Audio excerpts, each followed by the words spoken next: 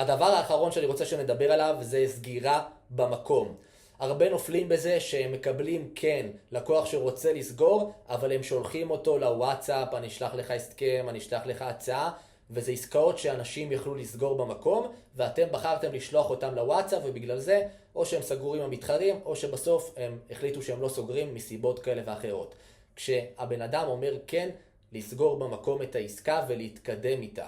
זה לא מגיע ממקום של אוקיי, בוא נלחוץ על הלקוח, אוקיי, בוא נדחוף ללקוח. זה מגיע ממקום של לקוחות תמיד מעדיפים לצאת לדרך ולקבל את הפתרון, מאשר להיות עם 10 הצעות מחיר. אם הפתרון עצמו מתאים ללקוח והוא רוצה אותו, סגרו במקום ותגבו תשלום במקום. עסקה נסגרת כשבן אדם שילם לכם תשלום, ששילם לכם מקדמה, הסכמים, הצעות ודברים כתובים לאשר ביניכם, אפשר לשלוח אחרי שהבן אדם שילם לכם.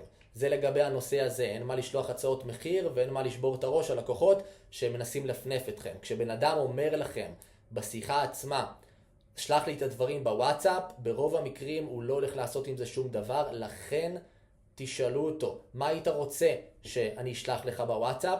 ושם תבינו שהבן אדם לא באמת רוצה יותר מדי, ותשאלו אותו, תגיד, חוץ מהוואטסאפ, מה חסר לך כדי להתקדם? מה יעזור לך להתקדם? פספסתי משהו איתך? תתעניינו, המטרה זה לסגור במקום את השיחות שלכם, ופחות להשאיר פולו-אפים, פחות לצבור את זה כמה שאפשר.